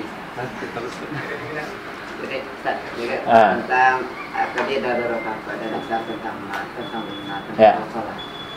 Tentang kolkolah itu sendiri pembagiannya ada berapa? Karena di sebagian buku ada 3, sebagian ada 5. Ya. Yang kita pelajari kolkolah itu ada 3. Ya, ada sughra, wusta dan kubra. Atau di dalam istilah buku kita itu disebutkan pantulan kecil, pantulan sedang dan pantulan kuat. Itu aja istilahnya. Tapi yang bermasalah di mana? Bukan istilahnya, tapi cara memantulkannya, cara mengkolkolahkannya. Kemudian suara kolkolahnya itu yang jadi masalah. Ya, suara kolkolah itu yang masyhur ada 2. Yang pertama mengikuti baris sebelumnya, yang kedua mengikuti fathah keseluruhan. Dan yang kita pilih dan Ustaz Murtado juga pilih dia mengarah ke fathah keseluruhan. Jadi tidak tergantung pada barisnya mau kasrah atau dhammah sebelumnya, tapi dia tetap mengarah fathah. Contohnya misalnya yang mengarah ke dhammah saya ya ayyatuhan nafsul mutmainnah. Ini mengarah ke fathah. Kalau yang dhammah gimana? Mutu. Nah, ini aja. Kemudian cara memantulkannya. Ini yang jadi masalah yang akan kita pelajari. Mungkin selama ini misalnya qul huwallahu ahad. Ini caranya masih salah. Ya. Caranya masih salah. Kalau yang betul gimana? Qul huwallahu ahad. Ahad. Ini bukan ahad. Nah, inilah yang akan kita pelajari itu. Yang akan kita perbaiki tadi. Itu surat-surat yang sudah hafal, sudah fasih itu ya. Hah? Biasa dibaca ya? Iya. Mungkin paling sering dibaca. Enggak usah. Ya, itulah model-model yang akan kita pelajari. Oleh sebab itu dinamakan tashih, ya, perbaikan. Ya, bukan sekedar belajar teori atau apa enggak. Tapi nanti ada juga teorinya yang membuat berat itu ada. Mana? Kita juga ada belajar i'rab tajwid. Ya. Kalau dalam bahasa Arab mungkin ada i'rab bahasa Arab ya, dalam menentukan baris-baris. Kita juga ada, tapi bukan berbahasa Arab, bahasa Indonesia. Ini kenapa sebab dibaca 2 harokat, kenapa sebab baca 4 harokat, kenapa baca 6 harokat, kenapa didengungkan. Dengung ada berapa kaedahnya. Misalnya saya contohkan, misalnya ada didengungkan, ditipiskan, disamarkan. Nah, ini i'rab namanya. Nanti kita pelajari juga. Jadi ada kaedah-kaedah yang mesti kita pelajari, ya. Ada juga tetap mendahulukan bacaan. Gitu. Ya betul-betul belajar, Pak. Ya. Kalau tingkat kesulitan itu tadi, mesti bersabar menghadapi segala kesulitan. Itu kan? Ya mesti bersabar menghadapi segala kesulitan. Bahkan saya punya peserta sudah doktor, ya. Itu katanya, ini belajar i'rab tajwid ini lebih susah daripada tesis saya lagi. Ya, jadi ada poin-poin yang sulit memang ada. Ya namanya belajar. Nggak mungkin mulus selamanya. Mesti ada kendala-kendala yang disinilah perlu kita bersabar itu. Ya, istiqomah ya. Saya punya peserta sudah 5 tahun belajarnya. Belum sertifikasi sampai sekarang. Tapi dia istiqomah. Kalau dilihat basicnya dia orang umum. Istilahnya belum kenal kajian ya. Sampai sekarang udah kenal kajian. Nah, gitu. Jadi istiqomah dalam belajar tajwid paling penting. Jadi baru 2 langkah, 3 langkah mundur kan. Nah, ini kita khawatir sudah. Ya. Itu nanti tambah merasa kehilangan ya gitu. Ya, saya masih ada pertanyaan? Nah, silakan. Apakah bisa membantu kita untuk belajar bahasa ini dengan mendengarkan rekaman-rekaman imam yang ada? Kalau memang bisa, kira-kira siapa imam yang direkomendasi bisa? Bisa ya, bisa kita sesuaikan dengan kita menyesuaikan dengan pelajaran kita. Ya. Pertama, imam-imam yang direkomendasi paling pertama Syekh Muhammad Khalil Khosari. Ya. Ini sudah meninggal ya. Surat kaset murotal pertama kali keluar ini. Ya, Khosari, dan beliau sudah ulama qiraah ini. Sudah ulama qiraah. Bukan sebagai qori ya. Kalau tingkatan qoriah ada qiraah di dalam pelajaran tajwid itu, misalnya setingkat musyari misalnya. Ini baru tingkatan qori namanya, belum ulama. Tapi kalau Syekh Khalil Khosari dia sudah ulama qiraah dan dia sudah punya Al-Khosariyat kitabnya ya. Dan meninggal pada umur 40 tahunan. Dan sepertiga daripada hartanya diinfakkan untuk Al-Qur'an. Gitu. Nah, ini dia yang Kemudian berikutnya Syekh Ali Masfar ya. Masfar. Ya. Kemudian Syekh Abdullah Al-Zaifi.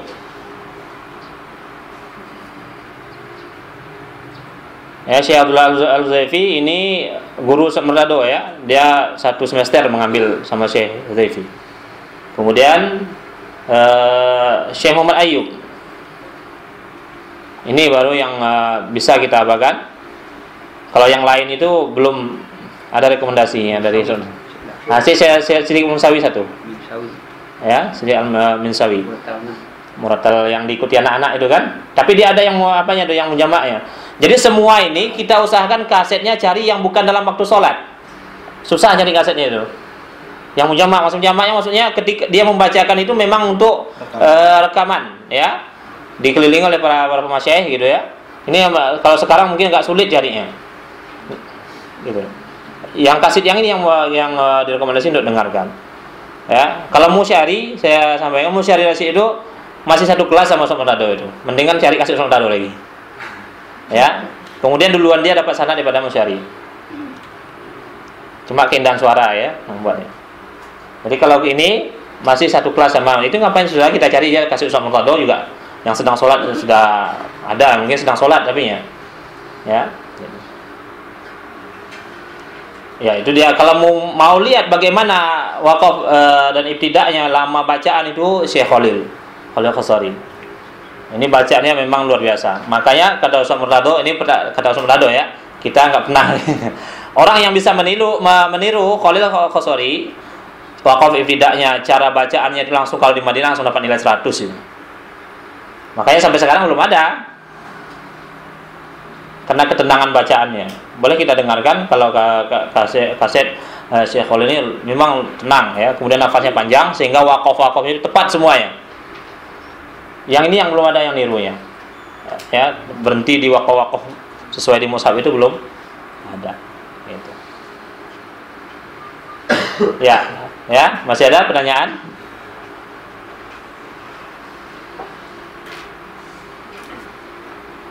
Sudah habis? Ibu. Ya, Ibu. Banyak-banyak. Banyak yang Takut. Takut salah ya. Ya, Ibu-ibu silakan kalau ada pertanyaan. Mungkin nanti setelah kita fokus pada pembelajaran ke anak-anak gitu ya, program-program apa yang mesti kita laksanakan dalam pembelajaran anak-anak gitu. Nah, sekarang kan sudah berapa menit lagi saya juga perlu. Jadi ya. di sini kan tadi kita lebih fokus dulu pada tasim ya, Sa. Ya.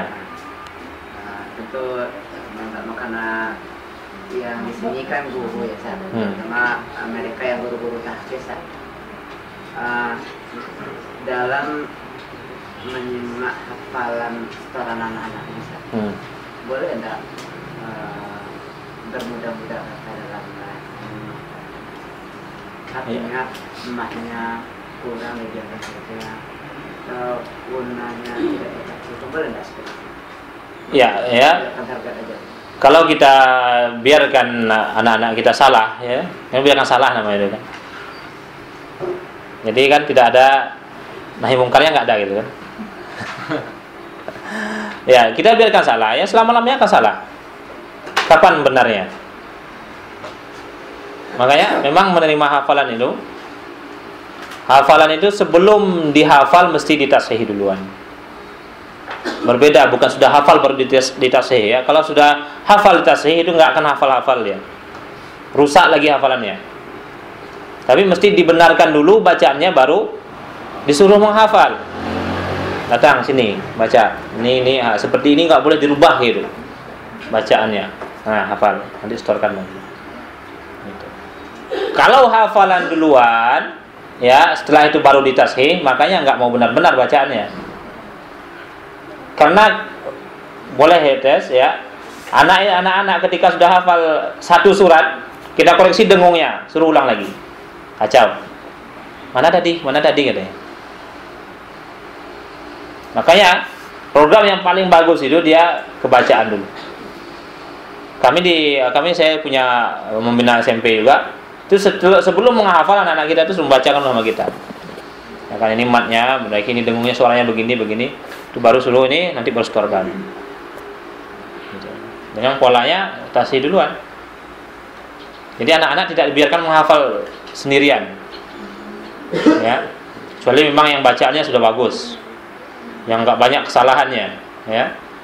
Sudah paham dia dengan mat, sudah paham dia apa, ini nggak masalah. Tapi kalau yang masih belum, tidak bisa kita biarkan mereka salah, karena membiarkan mereka salah akan salah terus. Kapan benarnya, kan gitu. Jadi kemarin tuh kan guru-guru di SD itu kan mengadakan rapat.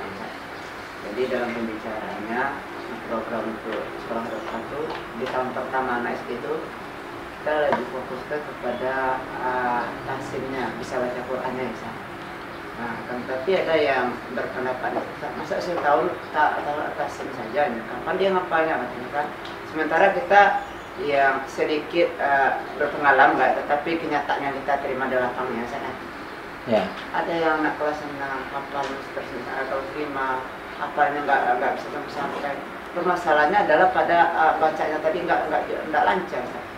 Jadi ketika kami mau lebih fokus kepada itu, ada yang di sini yang nggak sependapat dengan bagaimana solusinya?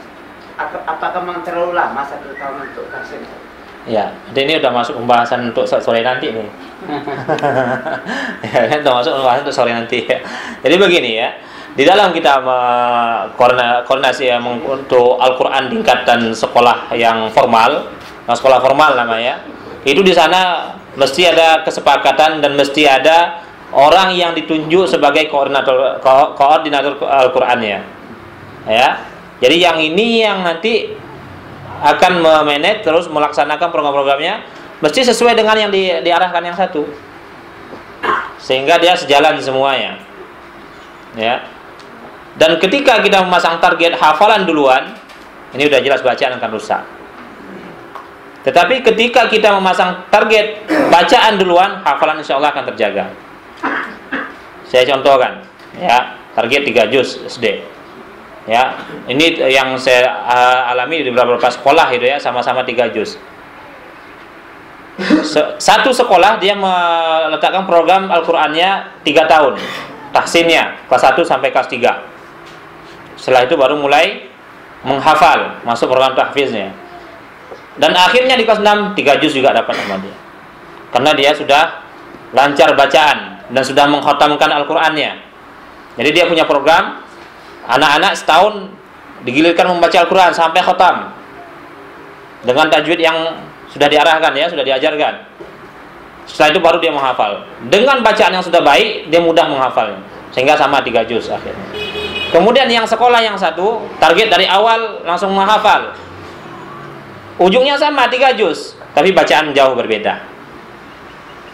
Mana yang kita pilih? Ini dikembalikan kepada kebijakan sekolahnya. Mana yang kita pilih? 3 juz dengan bacaan rusak, 3 juz dengan bacaan yang bagus, yang baik gitu ya. Sama, targetnya sama tercapai itu. Bahkan saya katakan di Ittihad di Pekanbaru itu Ustaz Muntador langsung megang pembina Al-Qur'annya. Target cuma 1 juz. Tapi anak-anak khotam seluruhnya baca Al-Qur'an. Dan di akhir ada anak-anak itu yang hafal 4 juz, 5 juz, 6 juz dengan bacaan yang baik. Kenapa dibuat targetnya 1 juz? Supaya tidak terlalu membebankan ke gurunya. Tapi dalam saat itu juga ada ditekan-tekan terus untuk memperbanyak hafalan setelah dia masuk program tahfiznya. Itu.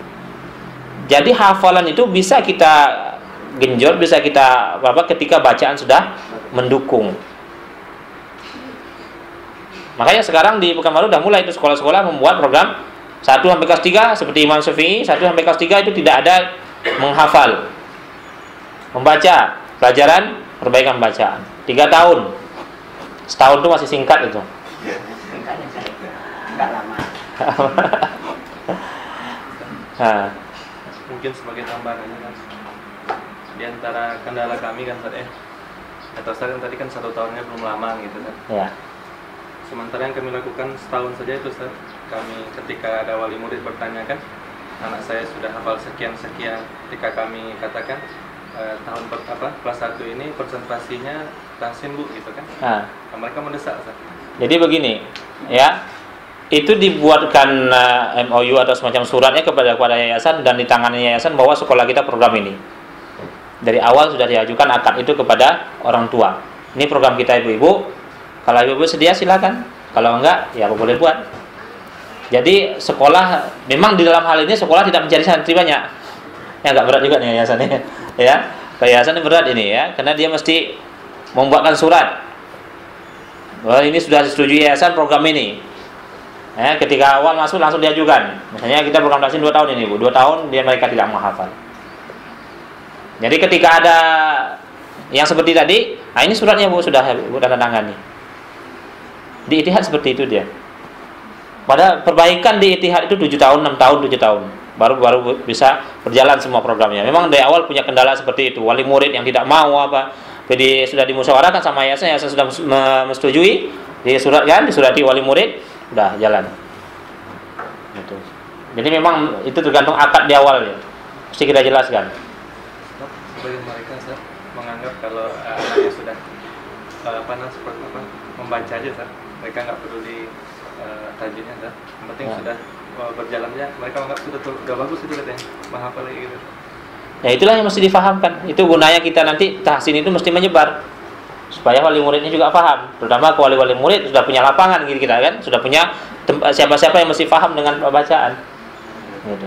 Bahkan kalau di Perawang itu yang mana kawan-kawan kita yang sudah ngaji, sudah ikut tahsin itu malah nggak senang dia dengan program langsung menghafal. Udah balik dia ada. Ya. Gitu. Masa ya baca anak-anak masih cintang perenang masih belum bagus, belum apa sudah langsung menghafal. Apa yang dihafal anak-anak? Udah kayak gitu karena mereka sudah paham, sudah mulai paham dengan bacaan. Sementara kita di sini baru akan memulai gitu ya. Jadi maklum kalau sebenarnya ada undang-undang seperti itu. Ya. Ini perlu memang kebijakan dari yayasan itu di awal dijelaskan akadnya, jangan sudah jalan. Kalau sudah jalan biar aja berlalu gitu. Gitu. Jadi ini perlu pemahaman ke wali murid, mungkin di awal dikumpulkan apa gitu ya. Targetnya sama, target tetap juga sama itu. Ya, bacaan itu. Kemudian ya, kalau kita lihat dari penerimaan sekolah-sekolah tahfiz di tingkat SMP ya, terutama di Jawa itu saya lihat, itu mereka tetap pada bacaan. Di tes itu bacaan. Bukan banyak hafalan tidak dihitung ya. Ya. Kecuali bisa 15 juz sudah baru dapat beasiswa dia.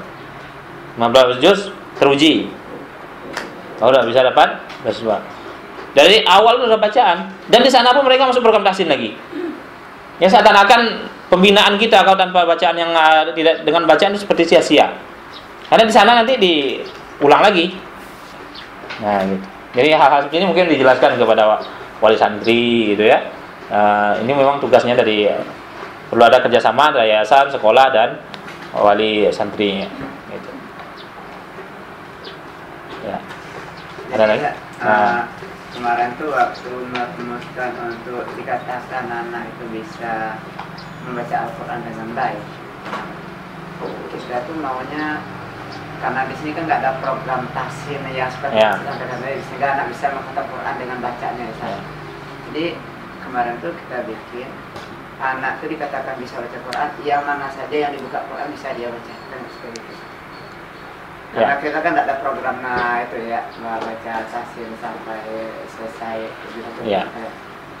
Bukan yang dibaca apa yang dihafal bisa bagus, kemudian baca surah yang tidak bisa baca, itu permasalahannya. Maka kita yang mana saja dibaca dari Al-Quran itu bisa dia baca. Ya, tentu punya standar-standar. Semestinya punya standar kan. Dalam satu halaman misalnya dia dibuka berapa kesalahannya, berapa apanya. Standarnya itu bukan sekedar bisa. Gitu. Mungkin untuk yang telah berlalu tidak bisa diapa lagi ya, tapi untuk akan datang itu mungkin bisa kita ulangi lagi programnya atau kita dibicarakan lagi sama yayasan.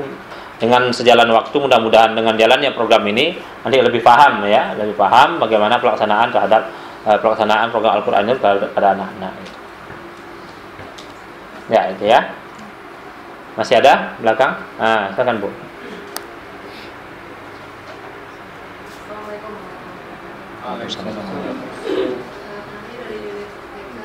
Ini terkait dengan program SD itu kan, kalau seandainya ini kan pasti juga program tahsin kalau saya dianggap sini 3 tahun. Beneran hafalan. Nah, bagaimana dengan kita di TK? Di TK kan kita menghafal itu targetnya 20 surat. Dan itu juga sudah pembelajaran belajar. Sekarang kita memakai tanbih. Jadi apakah target kita punya target tersendiri atau bagaimana dengan SD nanti keterkaitannya? Supaya tapi yang penting kalau di TK kita kan bukan kita tidak menargetkan anak. Kalau selama ini kan ada target dari yayasan anak masuk SD sudah bisa membaca Al-Quran. Sementara kita sekarang program untuk di TK itu menerapkan bahwa TK itu bukanlah prasekolah yang untuk menyiapkan ke SD, tetapi adalah prasekolah mempersiapkan anak untuk masuk ke dalam pendidikan berikutnya. Jadi ini kita nggak menjanjikan bahwa karena banyak aspek yang akan kita berikan untuk anak-anak ini. Jadi ini program ini bagaimana mematchingkan semua ini? Ya. Yang pertama ya dari TK ya. Memang TK-nya nggak punya program untuk membaca. Ada. Targetnya? Kalau untuk target sekarang kita diberi masukan kemarin itu program tamhid itu kita sampai jilid 2. Jilid 2. Tamhid jilid 2. Iya, sampai mat. Ya, sebelumnya kan apa seluruh dari TK itu mesti masuk ke SD sini? Sebagian besar. Nah. Bahkan menjadikan untuk anak mereka masuk ke SD Darul Iman, tiketnya untuk TK Darul Iman. Gitu. Jadi hanya mungkin 10% anak yang keluar, karena mereka tahu kemampuan dari orang tua untuk bisa mengasahnya di SD. Ya, itu bisa ya disasari di SD-nya. Di SD-nya mesti ada seleksi ketika masuk ya. Ketika sudah masuk sini nanti dikelompokkan lagi. Mana anak yang sudah mulai bisa baca, udah mulai misalnya udah di tamhid 2 lancar, mungkin di tamhid 3 lancar gitu ya. Mana anak-anak yang masih lemah. Ini dalam program tahsin kita itu dipisahkan, Bu. Ya, dalam pembinaan di sekolah formal itu program tahsinnya itu bukan berdasarkan kelas 1, kelas 2, kelas 3, tapi berdasarkan tingkatan bacaan. Ya. Makanya di sini memang mesti banyak pengkaderan persiapan guru-guru dulu. Dan biasanya kami di tingkat-tingkat sekolah itu waktunya bersamaan. Misalnya jam 8 sampai jam 9 Al-Quran seluruhnya. Sehingga anak-anak yang bacaannya kurang di kelas 3, dia bisa masuk gabung ke kelas 2. Dari sisi karena kualitas bacaannya. Dari sisi ini kita mengelompokkannya. Kalau dikelompokkan berdasarkan kelas, karena kemampuan anak-anak kan berbeda-beda. Ya. Jadi seperti tadi programnya sampai tamhid 2 misalnya. Nanti di SD diseleksi lagi, Ki. Ya, masuk SD seleksi lagi. Mana dia yang sudah betul-betul sampai tamhid 2, mana cuma namanya aja di tamhid 2 gitu. Mana yang sudah lancar di tamhid 2-nya, mana yang kurang lancar. Itu dikelompokkan lagi dia. Dikelompokkan yang tidak lancar mesti dipisahkan daripada yang lancar. Sehingga nanti baru bisa diletakkan yang anak seperti ini apa program kita, anak seperti ini apa program kita untuk mempercepatnya. Gitu. Jadi tidak masalah seperti tadi program pakai tamhid gitu ya. Tapi mesti punya target, Ibu, nggak boleh nggak punya target. Mesti punya target. Kemudian hafalan itu seperti 20 surat ya. Itu membacakannya betul-betul mesti yang sudah Ibu pelajari. Misalnya sudah belajar gitu mesti seperti itu. Karena nanti ketika di SD dia mengulang menghafal, ketika hafalan ini rusak bacaannya itu nggak bisa diperbaiki. Susah lagi perbaikannya. Gitu. Makanya sebagian TK yang memang TK sekarang itu kan programnya agak aneh gitu ya. Kenapa aneh saya katakan? Di TK tidak boleh belajar membaca, tidak boleh belajar. Kalau di Riau ya, kalau di Riau tidak boleh belajar membaca. Jadi kalau TK mengajarkan membaca, kedapan bukunya itu dikasih sanksi sama dinas. Gitu. Jadi dia kalau datang dinas disembunyikan bukunya gitu. Nah, dan sementara di SD pelajarnya udah mesti lancar baca semua. Nah, iya memang agak rancu gitu ya. Bukunya sudah membaca. Bukunya semuanya untuk orang yang sudah lancar membaca. Jadi kalau di Perawang kemana solusi ibu-ibu yang seperti ini? Dia ke PAUD jadinya, bukan TK lagi. Karena PAUD nggak ada aturan, belajar baca pokoknya anaknya sore ini masukkan ke PAUD. PAUD bisa sampai kelas 5, kelas 6, mau lancar baca itu nggak ada aturan kan? Jadi TK itu jadi untuk apa? Gitu? Ya, taman kanak-kanak itu nggak salah ya. Gitu. Jadi ini mungkin perlu kita siasati ya supaya tidak terlalu menonton dari program-program seperti tadi ya. Mesti kita punya target di dalam bacaan mesti sampai misalnya tampil berapa itu mesti sama. Kemudian dalam hafalan bacaan ini perlu diapakan dulu ya, di gurunya dulu lah, bagus dulu bacaannya ya. Jadi nanti kemudian di dalam mentalkinkan kepada anak-anak mesti kita lebih teliti lagi. Ketika ada kurang matnya satu orang aja suruh ulangi. Ketika sudah kurang dengungnya satu orang aja suruh ulangi. Jangan dibiarkan. Dalam talqin bersama-sama itu bisa kita dengar. Misalnya qul a'udzu birabbin nas. Nanti ada yang baca di antara yang banyak ada membacanya qul a'udzu birabbin nas.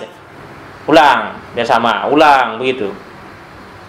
Itu kejelian guru di sini mesti ditingkatkan ya dalam mendengarkan anak-anak waktu bertalqin. Karena anak-anak sebesar ini memang merekam aja.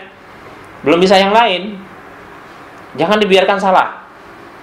Dan paling banyak kesalahan anak-anak itu dalam menghafal ketika baca bersama-sama.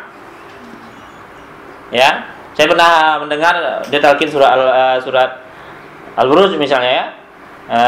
Was-samaa'i dzatil buruj. Seharusnya begitu ya. Tapi dia baca nih was-samaa'i dzatil buruj. Gitu aja. Gimana ada tajwidnya? Dibiarkan aja sama gurunya. Gitu. Hal-hal seperti ini di dalam talqin tidak dibenarkan. Mesti sama dia. Kemudian mesti kita teliti mana yang ada yang salah tadi, ulang lagi sampai sama. Karena dengan itulah membiasakan dia dengan tajwid itu, dengan lama dengung, dengan lama mat, dengan bersama-sama itu lebih mudah. Gitu. Ya, itu sudah banyak kejadian seperti itu. Ya, setiap mau masuk lokal baca gitu ya, saya dengar. Itu bacaan yang salah-salah nggak pernah diperbaiki, nggak pernah suruh ulang. Gitu. Nah, gitu ya, di dalam mentalqin mesti ibu-ibunya juga mesti belajar dulu. Mesti belajar tajwidnya dulu, mana yang salah apa. Kemudian kalau tingkatan anak-anak mungkin dari bentuk belum bisa kita terapkan ya, karena di tingkat TK. Kalau di tingkat SD sudah bisa. Tingkat SD itu sebelum kita ketika belajar itu sudah mulai ya. Kalau dari Ustaz Monado itu ada buku panduannya. Untuk SD itu ada buku tersendiri. Ya, buku-buku dari juz 30 ini dibagi-bagi jadi 3 juz ya, berarti dipelajari dalam 3 bisa kalau tingkat tahfiz dia bisa setahun, kalau tingkat SDIT bisa 2 tahun atau 2 tahun lebih. Ada buku panduannya. Kalau tingkat TK belum bisa dipakai. Ya, karena tingkat TK ini baru pengenalan huruf sebetulnya. Makanya juga sekolah di SD juga mestinya punya apa? Punya target penerimaan. Maksudnya anak-anak yang tidak di bawah Iqra 3 misalnya, di bawah Iqra 4 misalnya enggak diterima. Gitu. Mesti ada punya apa seperti ini. Kalau kita menginginkan sekolah itu program Al-Qur'annya ke depannya baik gitu ya, sehingga mudah kita memprogramnya. Mesti diratakan targetnya. Nanti akan terkendala ketika yang ini dari TK kita udah di tahfiz 3 gitu kan. Yang dari luar belum bisa baca. Ini akan terkendala program-program Al-Qur'annya. Jadi ya, sekolah juga mesti punya target yang seperti ini ya untuk pencapaiannya. Ya, ada lagi? Mungkin ini penutup sebelum istirahat. Ya. Atau ada yang lain terserah aja. Jadi di satu sisi ada keinginan menggapai pahala yang besar. Ya. Dalam rangka mengajarkan Al-Qur'an. Sama di sisi lain kita dalam kondisi yang sangat darurat atau gawat darurat. Kita belum bisa baca dan sekarang juga mahalanya juga mengajarkan. Ini ketakutan ini sangat berbahaya. Jadi Ustaz berilah penawarnya Pak. Ya, penawarnya yang tadi ya, belajar dalam keadaan terbata-bata dia dapat pahala 2, apalagi mengajarkan. Ya. Mengajarkan dalam terbata-bata. Ya. Itu penawarnya. Jadi pahalanya dapat, ya. Yang jelas kita berusaha untuk belajarnya dulu. Ya, belajar kemudian berusaha untuk mengajarkan. Mungkin dalam setahun 2 tahun apa yang kita pelajari belum bisa kita terapkan kepada anak-anak kita, tapi kita akan beransur-ansur untuk memperbaikinya. Kalau langsung diperbaiki, diputar semua itu nggak bisa. Ya, nanti ada yang macam-macam yang terjadi itu biasanya. Tapi perlahan-lahan. Misalnya begini. Sekarang kita punya program yang diperbaiki bacaan, misalnya kelas 3 dulu. Jadi tahun-tahun ke depan, nanti sudah naik kelas 3, kita cut untuk bacaan. Mulai dia membiasakan membaca. Ketiga, ya. Jadi setiap kelas 3 nanti dia mengikuti program tahsin misalnya, program bacaan. Terus nanti berjalan kelas 2, nanti baru mulai dari kelas 1. Ya, kelamaan nanti ya, generasi-generasi yang bacaannya yang kurang-kurang ini bisa kita habiskan. Gitu. Kalau kita cekat dia di kelas 3, berarti 3 tahun di programnya itu baru bisa stabil. Gitu. Nah, begitu caranya. Tapi kalau langsung dirubah total semuanya itu kan sulit. Mana-mana nggak bisa. Ya. Jadi yang mesti berubah itu pertama dari guru dulu, memang. Guru sudah jalan, sudah oke, sudah paham, baru beransur-ansur ke muridnya. Jadi sekarang gimana? Ya ajarkan sebagaimana program yang sudah ada dulu, sebelum nanti kita perbaiki, beransur-ansur perbaiki dari gurunya. Kalau mau langsung diperbaiki, gurunya aja belum mulai, gitu kan? Gurunya aja baru akan mulai. Jadi ketika guru baru akan mulai, tidak mungkin santrinya langsung mulai, nggak bisa. Mestinya gurunya belajar setahun dulu, nanti baru mulai ansur-ansur. Gitu. Jadi memang nggak bisa. Jangan kita menghayalkan cepat perubahannya, karena itu bukan kerjaan yang mudah ya. Saya katakan tadi di Ittihad aja Ustaz Murtado langsung yang punya program, dia yang punya kurikulumnya, dia yang langsung memanagenya. Itu 6 tahun sampai tahun ke-7 baru mulai bagus semua programnya, baru mulai rata. Karena sulitnya tadi. Ada kendala dari yayasan, ada kendala dari wali murid, kendala daripada program-program yang lama yang sudah apa gitu ya. Gitu. Jadi memang pasti perlahan-lahan Pak, nggak bisa langsung ya. Yang penting sekarang azamnya belajar dulu. Ya, ya cukup ya. Ada lagi?